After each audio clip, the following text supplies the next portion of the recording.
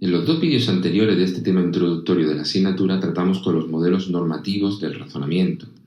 Además, en esos vídeos recalcamos el hecho de que los modelos normativos son muy importantes en la psicología del razonamiento, y lo son porque nos permiten identificar errores, nos permiten decidir cuando lo que los participantes hacen en una tarea no se ajusta o constituye un error según estos modelos normativos. En este vídeo vamos a hablar de forma general y breve sobre algunos de los errores y los tipos de errores que se suelen cometer en tareas de razonamiento. Y lo vamos a hacer tratando de enmarcar esta cuestión de los errores dentro del debate sobre la racionalidad. El hecho de descubrir que cometemos errores y determinados tipos de errores de forma sistemática ha hecho que nuestra concepción sobre lo que es la racionalidad humana varíe y no se ajuste a ideales previos filosóficos que existían hace bastante tiempo, aunque algunos de esos ideales todavía permanecen. En este vídeo, como digo, vamos a tratar estos dos asuntos, pero antes vamos a empezar por ver un poco en qué consiste esta idea de racionalidad, porque la racionalidad ha habido muchas maneras de entenderla. Aquí vamos a tratar de ir a unos conceptos claves que nos permitan situar lo que son los errores y las concepciones psicológicas sobre la racionalidad. Desde Aristóteles, la racionalidad se han distinguido dos tipos de racionalidad. Por un lado, tendríamos lo que se conoce como racionalidad teórica y por otro, lo que se conoce como racionalidad práctica. La racionalidad teórica hace referencia a nuestros conocimientos, a nuestras creencias sobre el mundo, sobre nosotros, sobre el mundo que nos rodea, etc. Cuando hablamos de creencias, hablamos de creencias racionales, nos referimos a este tipo de racionalidad, es decir, racionalidad teórica. Las creencias racionales podemos confundirlas con aquellas que son verdaderas, pero en realidad no es así. Recordad que la racionalidad tiene que ver con el método. El razonamiento también tiene que ver con método. Incluso el pensamiento tiene que ver con el método, no con si definitivamente una pieza de conocimiento podemos decir si es verdadera o falsa. En el caso de las creencias, cuando hablamos de creencias racionales, son creencias que se han obtenido siguiendo un método racional.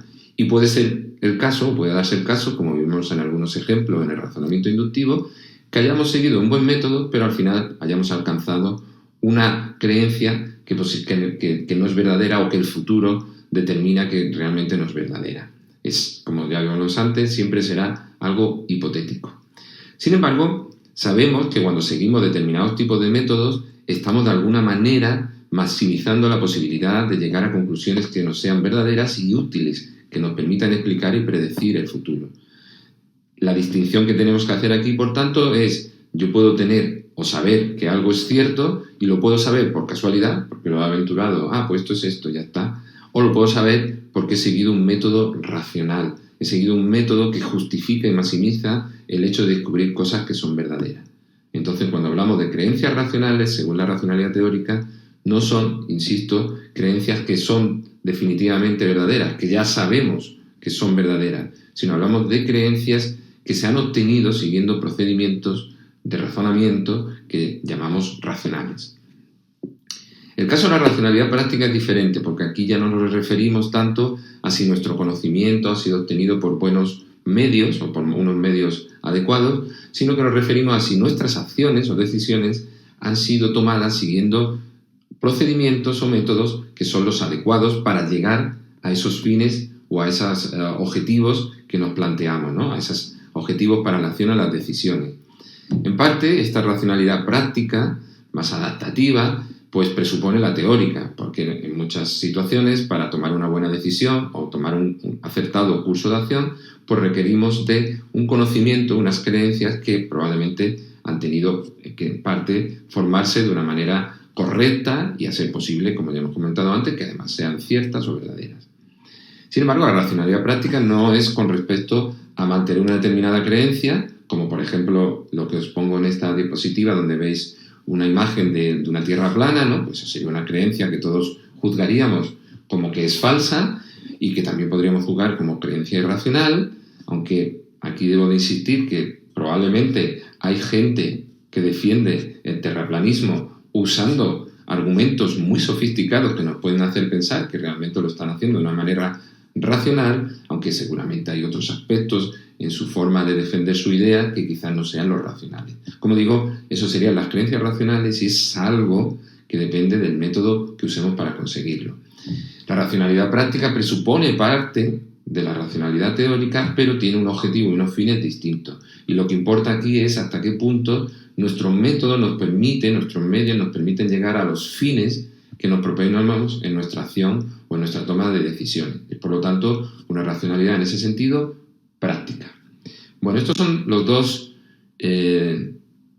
ejemplos o los dos tipos tradicionales de racionalidad. Ya veréis como uno, pues ya habréis podido inferir, uno parece que se relaciona más con aspectos que tratamos como el razonamiento, llegar a buenas conclusiones, etcétera, mientras que otro parece que se ajustan más a toma de decisiones, iniciar curso de acción, etcétera, cosas que desde un punto de vista psicológico pues también son bastante distintas, ¿verdad?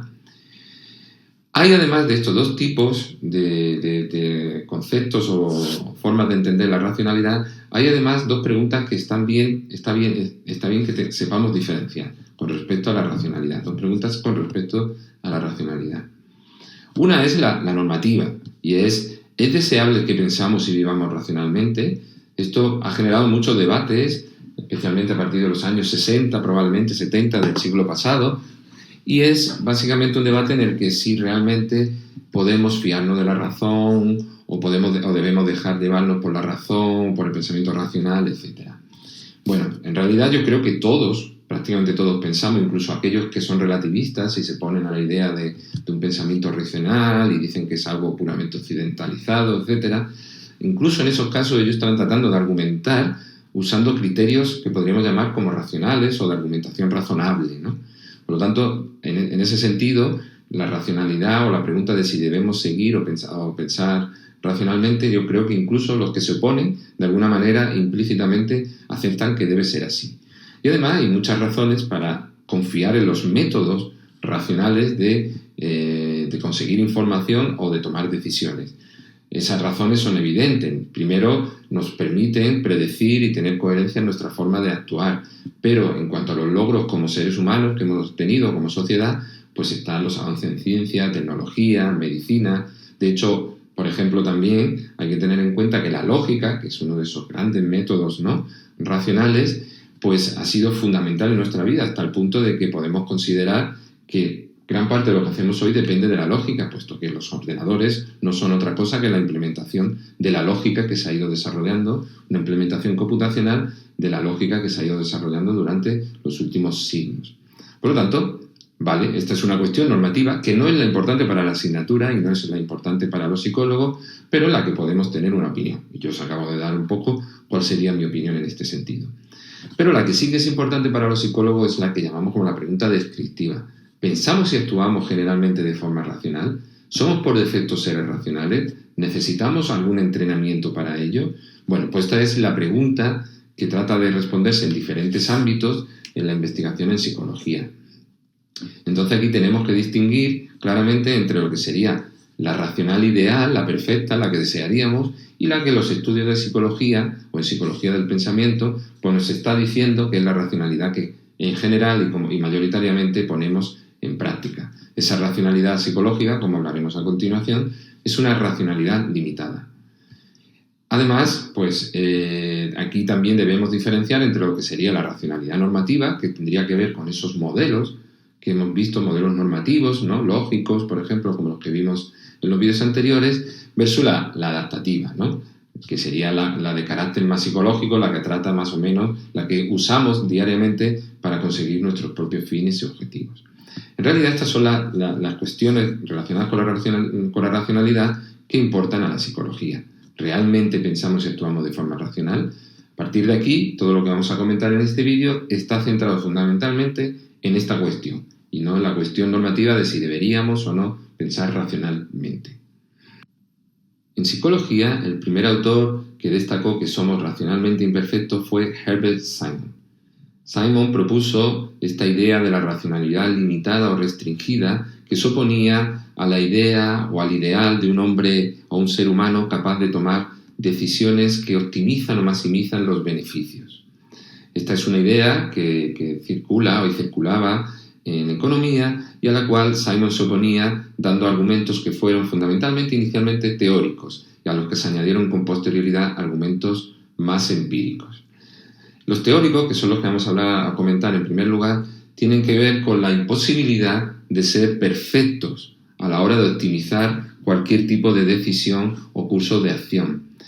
Es lo que se conoce como la intratabilidad de la percepción, porque la percepción supone que tenemos conocimiento de todo aquello que puede ser relevante para nuestra toma de decisión, tenemos conocimiento de cuál es la utilidad que nos puede dar cualquiera de las alternativas que podemos adoptar, cuál es la probabilidad de conseguirla, es decir, tenemos que ser casi seres omniscientes, casi una especie de dioses que podemos conocer todo antes de tomar la decisión más adecuada. A eso se oponía, como ya hemos dicho, Herbert Simon, y lo que él propuso es que eso es básicamente imposible porque hay un límite computacional. Es decir, somos incapaces de poder tratar con toda esa información en tiempo real. Es más, es que es posible que exista una imposibilidad teórica general y que a cualquier sistema le sea imposible tratar con todas las posibilidades que se le presentan a la hora de tomar una decisión en tiempo real. Aquí tenéis el ejemplo, puesto este tablero de ajedrez, porque el ajedrez sirve muy bien de ejemplo para ilustrar lo de la intratabilidad de la percepción. En una partida de ajedrez estándar puede haber hay una cantidad infinita prácticamente de movimientos posibles. Esa cantidad ha sido estimada y puede ser en una partida estándar de un 30 seguido de 80 ceros. Imaginaros la inmensidad de ese número, ¿no? Es mucho más que partículas hay en el universo.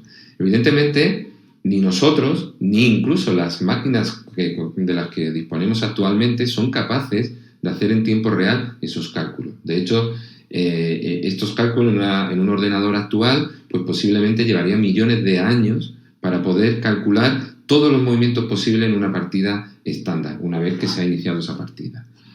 Por lo tanto, esto nos habla de que saberlo todo, tener en cuenta todos los posibles escenarios, es imposible desde un punto de vista teórico. Sin embargo, sabemos que hay buenos jugadores de ajedrez, algunos muy buenos, que son bastante eficaces y son capaces de ganarle a las mejores máquinas, ¿no?, que hemos podido desarrollar, ¿no?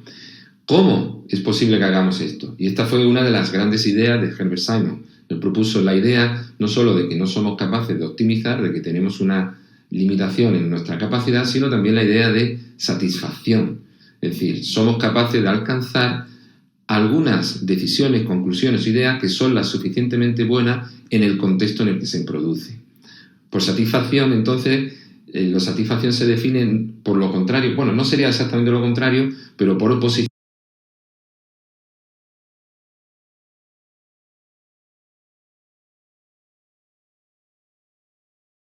a optimización. No buscamos optimizar, obtener lo mejor que es posible, sino que buscamos tener aquello que es lo suficientemente bueno para nuestros objetivos en el contexto en el que lo estamos haciendo. Y esa es aparentemente nuestra forma de proceder. Sin embargo, esta idea de satisfacción deja abierta otra duda, y es ¿cómo conseguimos saber lo que es idealmente bueno en este contexto?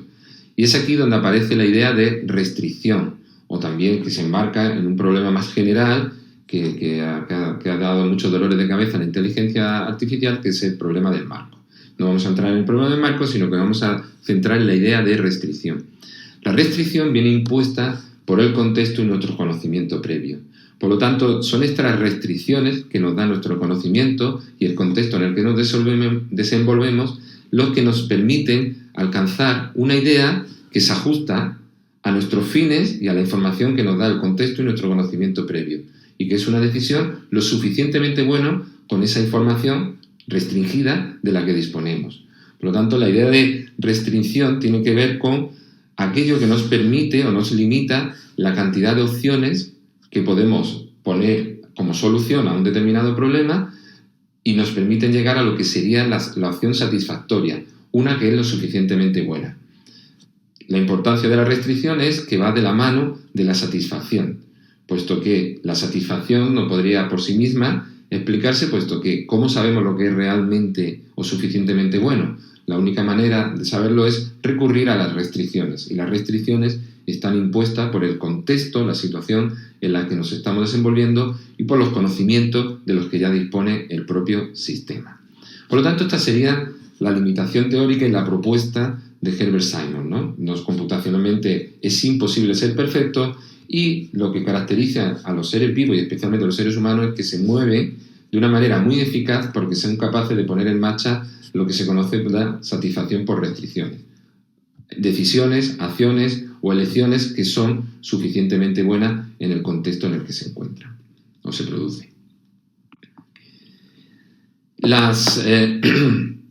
Esto nos lleva a lo que sería después, estamos hablando de que esta ha sido la propuesta que tiene un matiz más teórico de por qué nuestra racionalidad es limitada. Sin embargo, a partir de los años 70 se han realizado numerosas investigaciones en el contexto de lo que se conoce como los heurísticos y los sesgos, en las que se ha demostrado que realmente los seres humanos cometemos muchísimos errores y no nos dejamos errores, tener en cuenta siempre esto, errores según lo que marcaría los modelos normativos que debería ser lo correcto, nuestra mejor elección en ese escenario.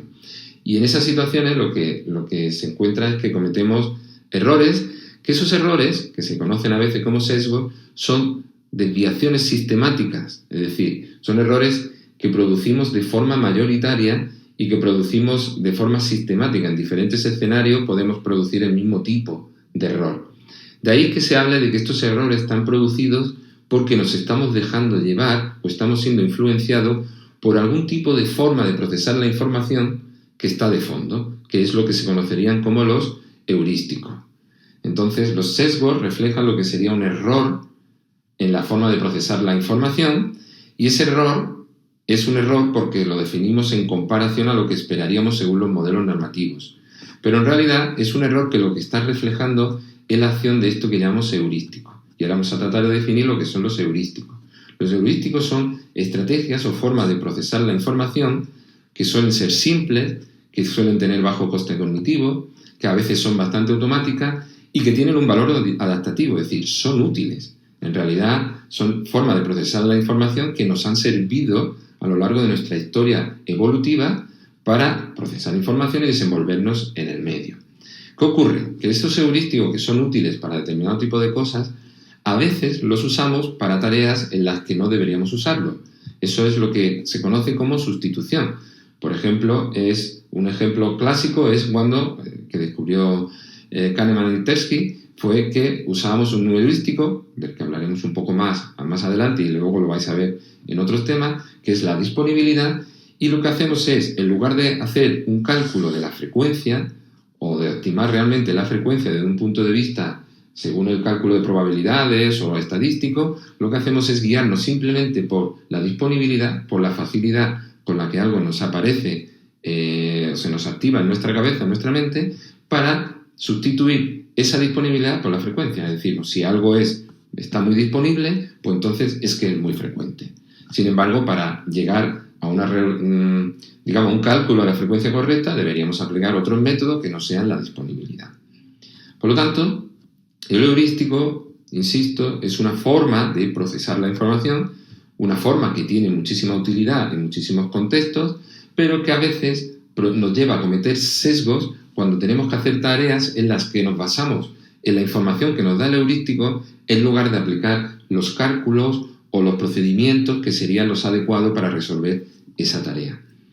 Por último, es importante que esto, que luego vamos a ver qué tipos de errores se han cometido, vamos a tratar de diferenciar en dos tipos, es también importante que diferenciemos lo que son los sesgos de las falacias, puesto que no son lo mismo. Los sesgos es aquello que está producido de forma directa por el heurístico, es decir, es esa desviación en el procesamiento de la información.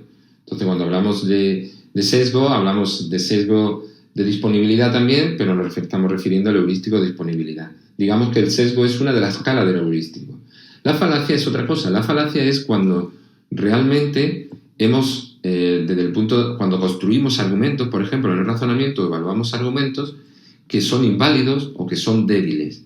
Esto lo hemos podido hacer porque nos hemos dejado llevar por un heurístico o a veces lo hemos podido tratar de resolver siguiendo algún tipo de procedimiento, es decir, hemos pasado el heurístico y hemos tratado de aplicar otro tipo de conocimientos que tenemos y aún así producimos un argumento inválido o débil. La falacia se refiere a si esa estructura, como cuando hemos visto razonamiento deductivo y construimos argumentos, cuando hacemos inducciones, si esa estructura está correctamente construida. Si es inválido en el caso del razonamiento deductivo o si es débil en el caso del razonamiento inductivo. La falsa analogía, la afirmación del consecuente son falacias, no son sesgos. Los sesgos serían lo que nos puede llevar en ocasiones a cometer estas falacias. Espero que haya quedado un poco clara la distinción, pero yo creo que conforme vayáis viendo otros temas y apartados dentro de la asignatura, os va a quedar más clara esta diferencia entre sesgo, falacia y heurístico. Bueno, pues como digo, la idea de racionalidad ha estado muy influida, el hecho de reconocer que tenemos una racionalidad limitada ha estado influida en lo teórico, por estas primeras propuestas de la imposibilidad de la optimización o de la perfección, y también lo empírico por la cantidad de datos, que ya sabéis que, por ejemplo, Kahneman recibió el premio Nobel, etcétera, por la importancia que tuvo el hecho de descubrir que realmente no somos perfectos, sino que cometemos numerosísimos errores cuando tenemos que hacer tareas que implican juicio, de probabilidad, o tomar decisiones en contextos de dilemas, etc. Muy bien, bueno, pues esos errores que se han ido descubriendo pues son muy variados y ha habido varias formas de clasificarlos. Aquí os voy a comentar la que en el manual aparece, que es la que distingue entre errores externos y internos. Como en el mismo manual se comenta que hay otras, pero se centra en exponer esta distinción. Los externos se relacionan con las propiedades de la información que se nos da para hacer la tarea, ¿no? Tiene que ver con las cosas que están en la información o en el contexto de la información, pero no con nuestra capacidad o nuestra forma de procesar la información. Esos serían los errores de tipo interno. Así, por ejemplo, en el caso de los errores externos, yo he tratado de dividir un poco los que hay en tres tipos, ¿no? Los que tienen que ver directamente con la saliencia de la información, y la saliencia de la información hay muchas maneras de darla, ¿no? Diferentes formas de hacerlo. Por ejemplo, la repetición. Una información que se repite en un contexto varias veces, pues es posible que ganes mayor saliencia, y si tenemos que en algún momento evaluar una conclusión, etcétera, nos dejemos influir más por la información que se ha repetido que por la que no se ha repetido. Después hay otras formas de darle prominencia o realce a la información. Una puede ser simplemente presentar una imagen junto a un argumento del tipo que sea, inductivo o deductivo, presentar algún tipo de imagen, y esa imagen está de alguna manera acentuando alguno de los aspectos de la información. Y nos podemos dejar llevar como esa imagen de alguna manera nos capta y realza, le da mayor prominencia a la información que encaja con esa imagen. Eso también podría ser, y se usa muchísimo, en una forma de sesgar o producir que un determinado tipo de información sea más saliente independientemente de su relevancia para la tarea final, sino que esto tendría que ver con una forma de manipularla independientemente de si esa información es la que debemos usar o no para llegar a una correcta conclusión. Hay otras formas de dar saliencia, también estaría, por ejemplo, a través de una presentación de información que nos resulte más agradable, pues por ejemplo, pues, si es en el debate, pues que una de las personas que tiene el debate nos resulte más atractiva que otra. En fin, hay diferentes... Esto es algo que, por ejemplo, muchas veces se ve en supuestos programas de tertulia, donde se supone que se va a debatir libremente, y donde a lo mejor alguna de las personas que tienen que defender una postura que es la que menos gusta dentro de los que organizan la tertulia, pues suele ser una persona un poco hasta desagradable, un poco ridícula, etcétera, ¿no? En fin, es algo que tiene que ver con la saliencia de la información. Aunque esto que os he dicho también conecta mucho con la fuente de quien da la información, ¿no?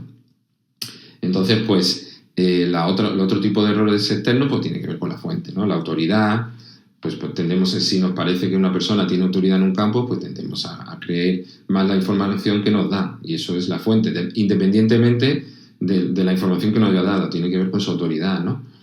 O si es algo que piensa la mayoría de la gente, esto es una falacia que se suele cometer muy a menudo, ¿no? Populum, es decir, si todo el mundo más o menos lo piensa así, es que debe ser así. O ad hominem, que suele ser también pues criticar en lugar de lo que ha dicho una persona, criticar a esa persona, que enlaza un poco con lo que os he dicho antes sobre también la agradabilidad de alguien que está dándonos la información. Y después otros errores que tienen que ver con la estructura, o podríamos decir con algo parecido a la estructura de la información, y que son errores que vais a ver sobre todo en temas de razonamiento deductivo, y tiene pues el error de la figura, la atmósfera y el emparejamiento, ¿vale? Son errores que son externos, que tienen que ver con la estructura de la información, con cómo esa información se nos ha presentado y que nos lleva a tomar conclusiones. Pues yo no me voy a extender aquí porque eso es algo que vais a ver en los temas siguientes. El de emparejamiento sí lo trataremos un poco más adelante. Después, por otro lado, tenemos los errores internos, que tienen que ver con cómo nuestro sistema cognitivo o cómo nosotros procesamos la información. Muchos de los errores tienen que ver con lo que ya hemos comentado, es decir, tenemos una limitación o una capacidad computacional limitada. Es decir, nuestras capacidades atencionales, de memoria de trabajo, nos permiten manejar al mismo tiempo muy poca información, no mucha información. Por lo tanto, es posible que si estamos ante problemas que requieren que manejemos mucha, si no usamos una estrategia adecuada, nuestras propias limitaciones de memoria o de atención nos van a llevar a cometer errores. Otra fuente interna de errores tiene que ver con sesgos, ¿no? que tienen su origen en nuestros conocimientos previos, en nuestra memoria, en nuestra capacidad para recordar determinado tipo de información.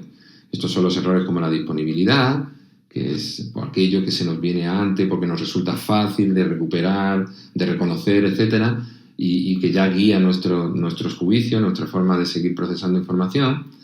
Los de creencia, cuando creemos algo y resulta que eso es relativamente contradictorio o va en oposición a una forma de construir racionalmente un argumento, etc., pues a veces nos sesga y nos vamos hacia lo que creemos con independencia de cómo esté estructurado el argumento o el razonamiento.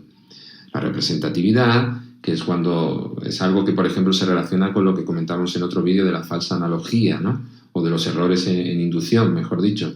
En inducción, pues uno puede tomar una muestra que no es representativa o nos podemos dejar llevar por la representatividad de una muestra o de uno de los elementos de un único caso, etc. Y finalmente tenemos lo que serían estrategias de razonamiento, estrategias de procesamiento de información, que también no tienen que ver con una limitación ni tienen que ver con recuperación de conocimientos, sino con procedimientos, formas de actuar. Uno de ellos, de esos sesgos, son lo que se llama ancla, que es que una vez tenemos una información no nos alejamos mucho de ella y tratamos de generar nuevas opciones, pero siempre tomando como referencia esa información inicial. Y el sesgo de confirmación, que es nuestra tendencia a confirmar lo que ya pensamos o lo que ya tenemos activo y no a buscar información que vaya en contra precisamente de eso que tenemos activos o que tenemos que falsar. Bueno, como veis, a lo mejor no entendéis todos estos sesgos tal y como lo he comentado ahora en este momento, pero tener clara la distinción entre los dos tipos y tenerlos luego en mente para el resto de los temas, porque van a aparecer, especialmente van a aparecer en el razonamiento probabilístico, pero van a aparecer también en otros temas, ¿vale?, de razonamiento y de toma de decisiones. Ahora, para continuar con este vídeo, lo que vamos a hacer es ver algunos ejemplos de los que aparecen en el manual de sesgos. En particular, vamos a ver el sesgo de confirmación y emparejamiento. Y lo vamos a ver usando una tarea que vais a ver bastante a lo largo de la asignatura, y es importante que se os quede bien claro cómo funciona la tarea y cuáles son los principales hallazgos que se han obtenido con ella. Es una tarea que vais a ver sobre todo cuando tratéis el razonamiento condicional, pero que aquí ya también aparece. La tarea es una tarea de Wasson. Wasson desarrolló numerosas tareas muy creativas en su momento, y la tarea consiste, como veis aquí, la tengo presentada, la diapositiva representa la tarea, ¿no? Entonces tenéis, cada tarjeta tiene una letra por un lado y un número por el otro. Tu tarea consiste en decidir qué tarjeta girarías para comprobar si el siguiente enunciado es verdadero o falso. Esta sería entonces el enunciado o la regla. Si hay una D por una cara, entonces hay un 3 por la otra. Y lo que los participantes deberían hacer es seleccionar la tarjeta que ellos consideren que les serviría para saber si el enunciado es verdadero o falso.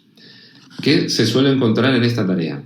Pues en esta tarea se suele encontrar que la mayor parte de la gente selecciona la D, ¿vale? Y alguna gente también selecciona el 3, lo que sería aquí represento como Q.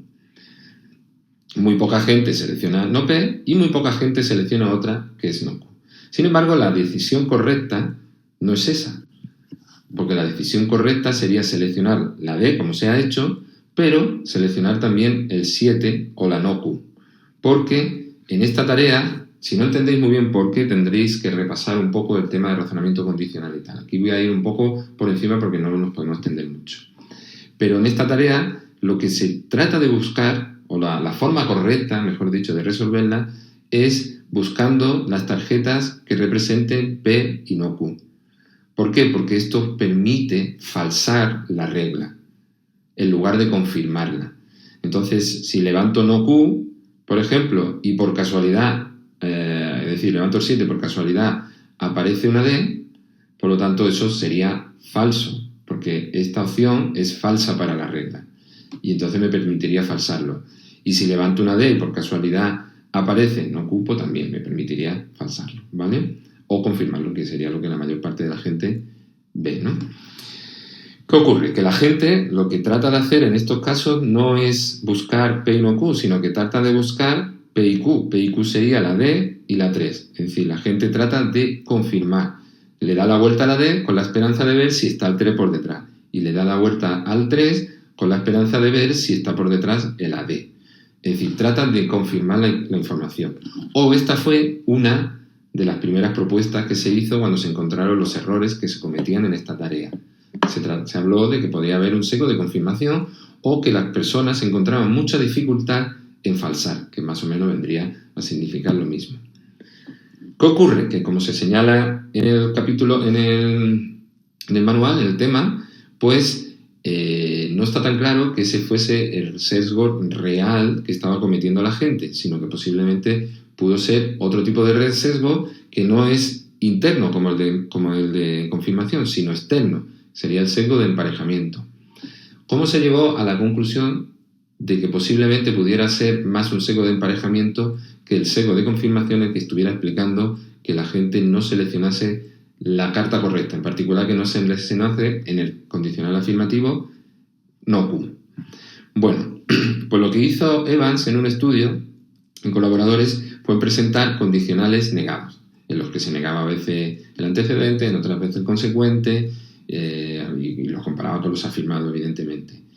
Y aquí hay un truco, porque en realidad, si os fijáis, os pongo aquí las letras que corresponden a cada tarjeta en función de las letras que representan las proposiciones, en función de si hay una D por una cara, entonces no hay un 3 por la otra. Entonces lo que tenemos es que la P sigue siendo D, la no P sigue siendo pues no D, ¿no? Por ejemplo, la K aquí. Y en el consecuente es donde las cosas cambian, porque al estar negado, ahora lo que viene a ser no Q es el 3, porque, como dice el enunciado, lo que no puede haber es un 3, lo falso es que haya un 3. Mientras que lo que sí que es Q, es decir, lo que el enunciado dice, es el 7, puesto que lo que es verdadero para el enunciado, Q sería 7. No hay un 3 por la otra, es un 7. ¿Qué ocurre? Pues que cuando presentan estos enunciados negados, los participantes sí que seleccionan el 3. ¿Vale? Perdón, sí que selecciona la tarjeta correcta, el 3. Mientras que, recordad, también seleccionaban el 3 cuando era afirmativo, solo que en ese caso no era la tarjeta correcta, porque en ese caso no Q, que es la que se supone que es la correcta, tendría que ser el 7. Por lo tanto, como veis, en los dos casos los participantes seleccionan la misma tarjeta, el 3. La diferencia fundamental es que para la afirmativa esa tarjeta es la correcta, mientras que cuando está negado esa tarjeta, para la afirmativa esa tarjeta es incorrecta, pero cuando está negado la tarjeta es correcta. Entonces parece que cuando lo negamos los participantes lo resuelven de forma lógica, pero no. Lo que se propone es que lo que hay es un sesgo de emparejamiento y las personas, con independencia de si está afirmado o no, seleccionan lo que está mencionado en los enunciados, es decir, la D y el 3, y tratan siempre de seleccionar aquellas tarjetas que representan lo que aparece, la D y el 3. Esto supone que estamos ante un sesgo mucho más simple que el de la confirmación, porque simplemente aquí estaría trabajando algo tan sencillo como que he leído D y 3, pues D y 3. Mientras que en el sesgo de confirmación se asume que el participante lo que está tratando de dar la vuelta para buscar que en el otro lado está la otra tarjeta, es decir, es una estrategia más elaborada, más racional, aunque sea equivocada, pero más racional, mientras que esta es algo mucho más simple que daría explicación a este tipo de resultados. Bueno, os cuento esto porque aparece en el manual y para que tengáis claro, o en la medida de lo que yo he podido explicarlo, la diferencia entre sesgo de emparejamiento y de confirmación. Como digo, esta tarea es compleja de entender, tenéis que saber lo que son condicionales y os recomiendo que si no habéis entendido lo que estoy comentando en este apartado, vayáis al tema correspondiente, al vídeo incluso del tema correspondiente, le echéis un vistazo, entendáis bien cómo funciona la tarea de selección de hueso y volváis para ver la diferencia entre sesgo de emparejamiento y sesgo de confirmación. Otro ejemplo de error que os quiero poner antes de pasar a la siguiente parte del tema es otro sesgo o otra tarea que permite descubrir lo que sería el sesgo de confirmación o los sesgos de confirmación. De nuevo es otra tarea de hueso, que como ya he dicho antes, fue una persona tremendamente creativa a la hora de desarrollar tareas de razonamiento, y es una tarea que es más fácil de entender cómo se produce probablemente el sesgo de confirmación. Aquí tenéis la tarea, ¿no? Vamos a intentar hacerla ahora. La tarea se presenta una secuencia de 3 números. Esta secuencia de 3 números se ajusta a una regla, que en este caso yo, o el experimentador cuando se hizo el experimento, tiene en mente, ¿no?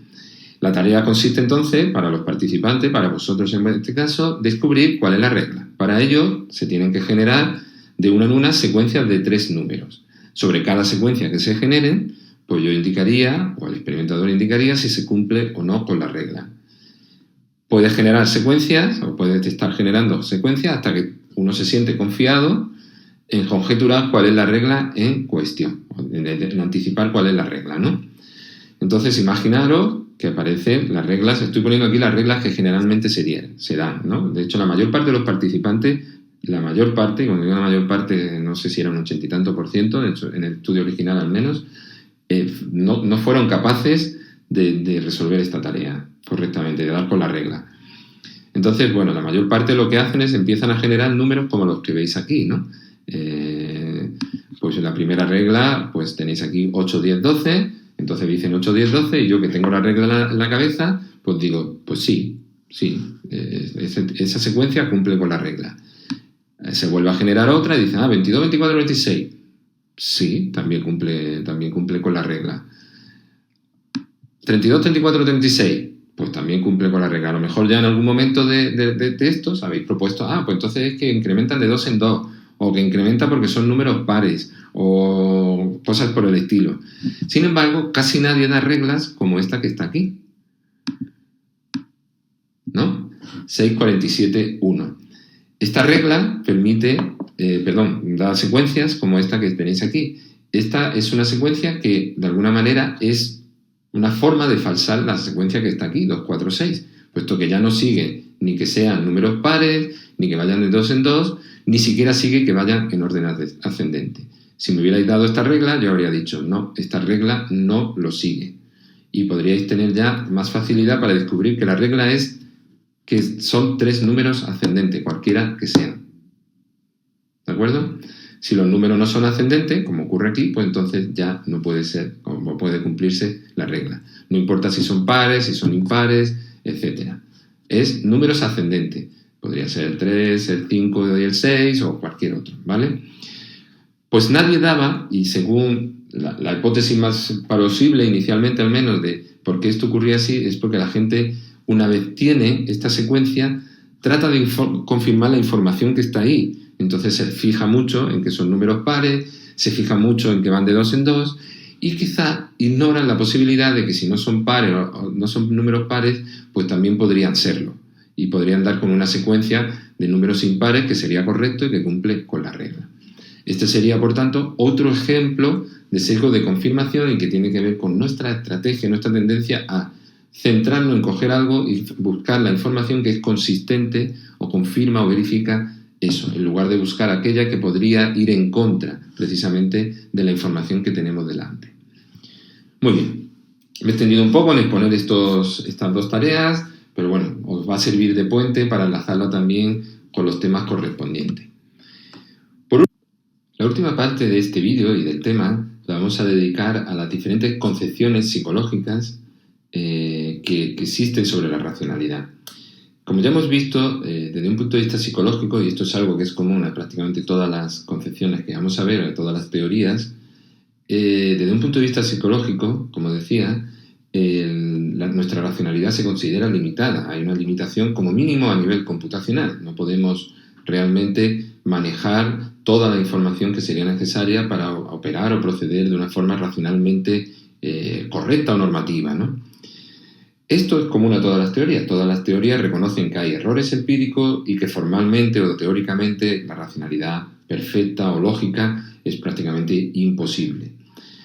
A pesar de que todas estas teorías reconocen esos dos aspectos, la forma de entender la racionalidad a partir de ese conocimiento de sus propias propuestas pues es distinta. Y eso es lo que vamos a ver en las siguientes y últimas diapositivas. Aquí lo que os muestro son esos modelos que, como ya os he comentado en alguna otra ocasión, son modelos descriptivos. Distinguimos entre modelos normativos, que son los que dicen cómo debemos hacer algo, de los modelos descriptivos, que es lo que hace la psicología, que es descubrir cómo hacemos algo realmente, ¿no? Estos modelos descriptivos son teorías, en realidad, que vamos a ir viendo a lo largo de todos los temas o el resto de temas de la asignatura. Ya veréis que en general podemos distinguir entre estos grupos de teorías, las cuales además pueden agruparse entre sí en otras formas, pero es mejor dejar eso para cuando vayáis viendo los respectivos temas. Entonces, por ejemplo, tenemos los modelos sintáctico-lógicos o modelos de reglas, los modelos semánticos como la teoría de los modelos mentales, teorías probabilísticas, una de corte bayesiana, otra suposicional, como las teorías que veréis en probabilidad, los heurísticos, que son también pueden constituir igualmente una teoría o una explicación del razonamiento. Y finalmente tenemos algo que quizá es como una forma de unir perspectivas diferentes o alguna de esas perspectivas diferentes en un marco general de lo que sería el sistema racional humano o la capacidad o competencia racional humana, que es la que distingue entre dos sistemas diferentes, a los que a veces asocian procesos diferentes. Estos dos sistemas diferentes pues se asocian, y lo veremos al final de este tema, con dos tipos de racionalidad. Bueno, a continuación lo que voy a hacer es entonces exponer cómo se ve la racionalidad, qué se entiende por racionalidad, según algunos de estos modelos. En particular vamos a ver tres concepciones distintas. La primera de ellas es la que concibe la racionalidad como una competencia sintáctica restringida. Esta concepción tiene que ver con la de la teoría de las reglas mentales y digamos que es posiblemente la teoría que más trata de equiparar nuestra forma de razonar con la forma lógica en la que, según los modelos normativos, se debe o se aprende a razonar, ¿no? Por lo tanto, asume que en parte nuestro sistema o nuestro componente deductivo, porque es una teoría que está fundamentalmente centrada en el razonamiento deductivo, nuestro componente deductivo incluye una serie de reglas similares a las reglas. No son exactamente las mismas, son solo algunas de ellas y no exactamente las mismas reglas, pero son reglas al igual que son las reglas que se usan habitualmente en algunos de los modelos normativos lógicos, ¿no? como la lógica proposicional. Por lo tanto, de alguna manera estas teorías piensan que nosotros tenemos ese tipo de reglas, que son reglas que funcionan, que son libre contenido, que son abstractas, es decir, que son reglas como la de la lógica en ese sentido, y que además en nuestro componente deductivo se ve influenciado por, cuando tenemos que realmente emitir o actuar o hacer un razonamiento, por la interpretación y comprensión de las proposiciones o por las instrucciones que se nos den. Por lo tanto, estas teorías entienden que existe una competencia lógica universal formada por este conjunto de reglas de las que disponemos y que son abstractas, y lo que ocurre es que cuando esas reglas se ponen en conjunción con nuestros procesos de interpretación, comprensión y otros procesos cognitivos a la hora de desarrollar un argumento, pues a veces la mala comprensión, la mala interpretación hace que las reglas no se apliquen de forma correcta. Es decir, el problema no está en que no haya una competencia lógica o unas reglas en cada uno de nosotros, sino en cómo a veces se presenta esa información o que tenemos problemas más básicos a nivel de comprensión de las instrucciones, etc.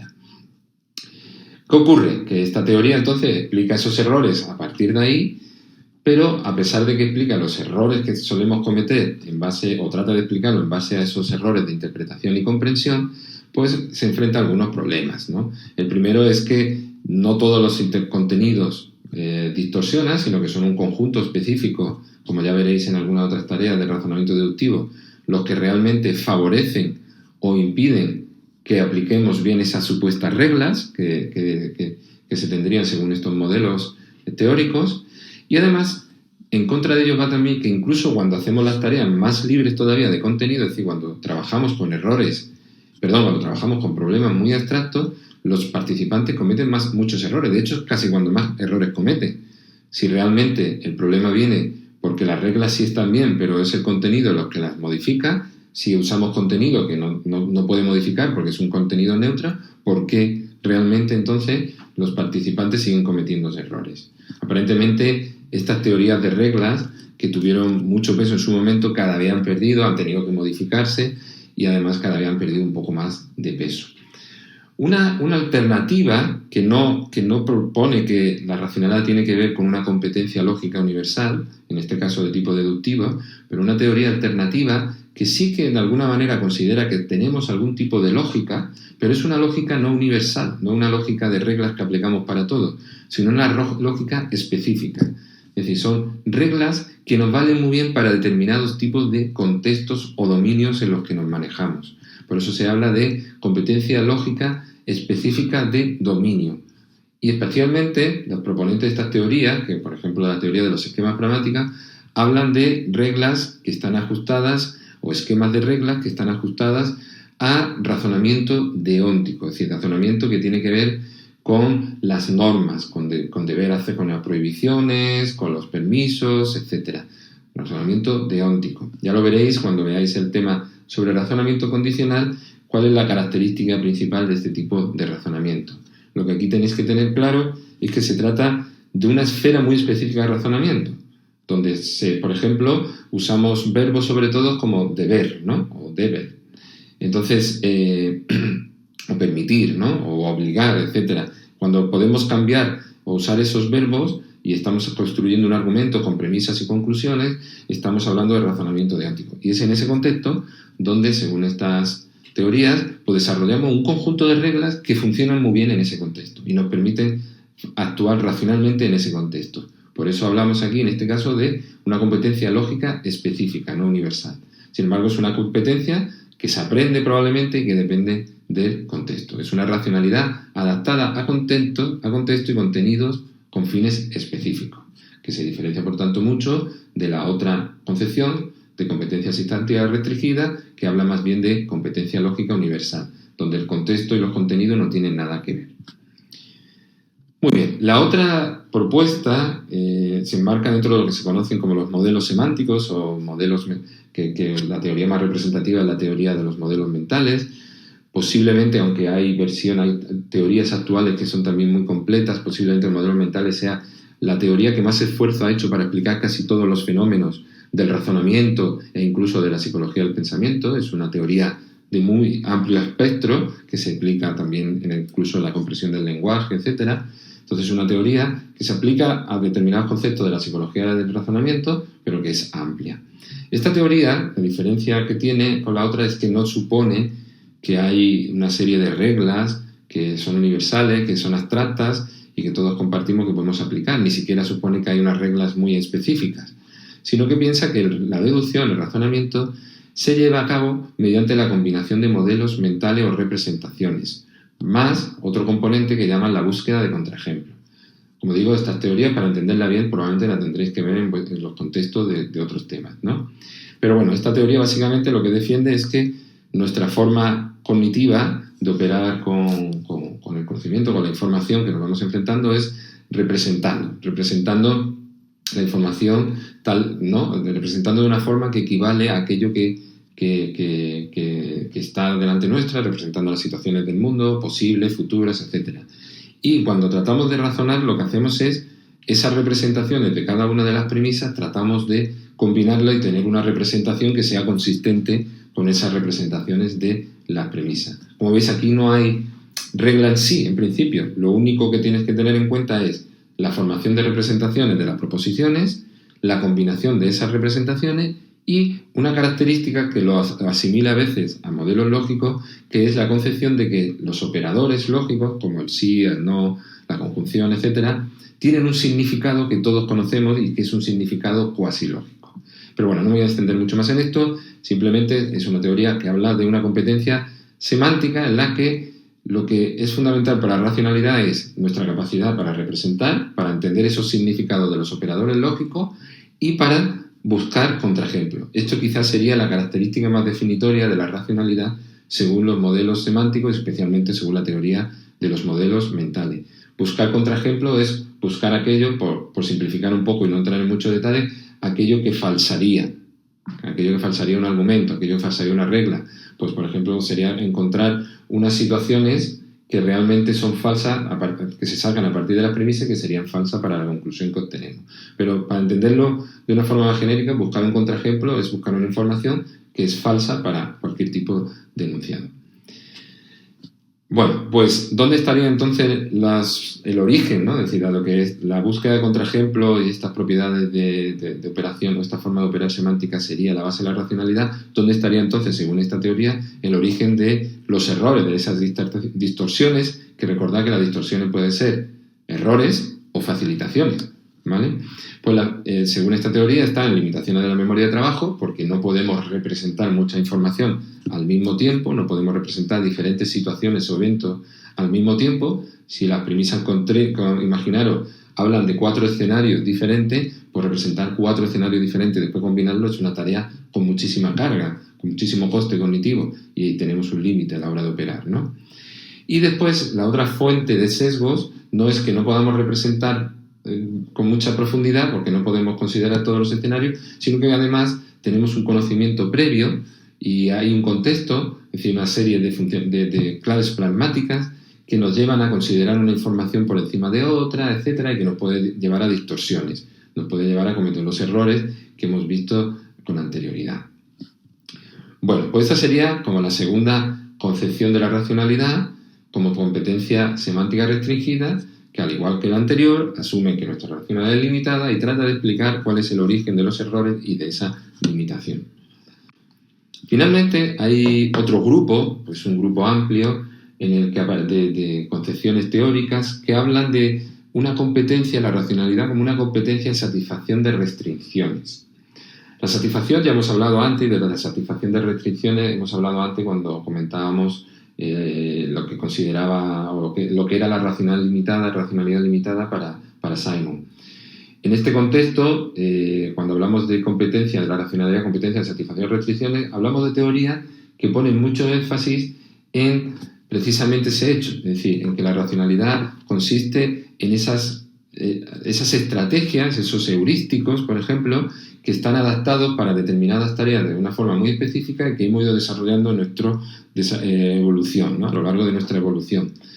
Emblemática entre este tipo de teorías se encuentra lo que sería la teoría de Gigerenzer, de la racionalidad adaptativa, que es una teoría que propone que venimos, digamos, con un conjunto de heurísticos y de herramientas que nos permiten cumplir perfectamente nuestros fines evolutivos, adaptativos, y que esa es el origen esa es la racionalidad. No hay nada más que eso para hablar de racionalidad. Y que eso lo podemos considerar como racional, en realidad, ese conjunto de procedimientos, porque están ajustados al contexto y porque nos permiten alcanzar determinados tipos de fines específicos que son adaptativos para nosotros.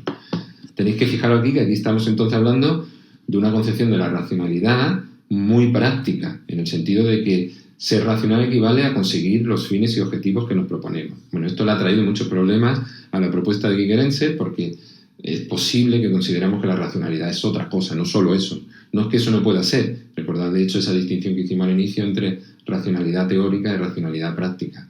Pero claro, si nosotros decimos que conseguir determinados fines es en sí mismo un ejemplo de racionalidad, pues claro, casi todo puede ser conducta racional al final. Es verdad que Gigerenzer explica muy bien a qué se refiere con los medios, las herramientas, los heurísticos que permiten tener esa racionalidad adaptativa.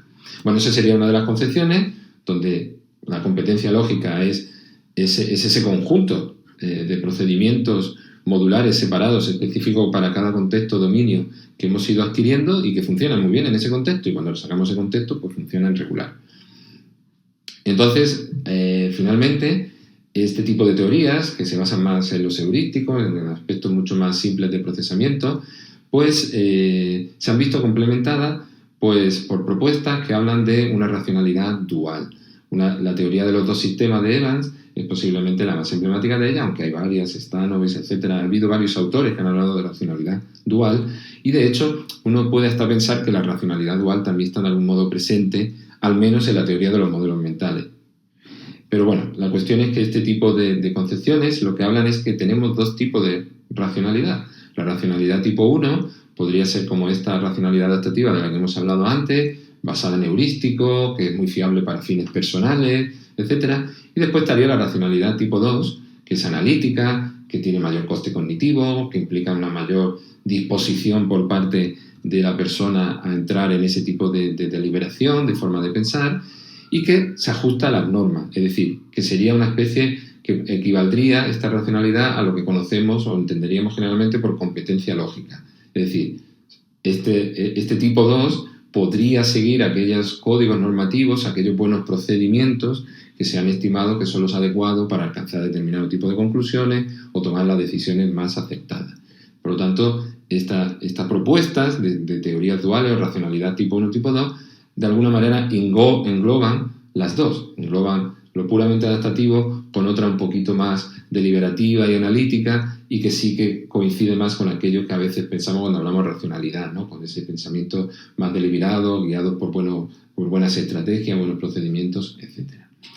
Bueno, como veis, esto es casi una introducción o un resumen, según lo queráis ver, de lo que serían los diferentes modelos o concepciones teóricas sobre el razonamiento o sobre el pensamiento y muy centrada en lo que sería el debate sobre cómo explicarían los errores y aún así preservarían la idea de que hay algún tipo de racionalidad o competencia lógica o existiría en los humanos esa racionalidad o competencia lógica.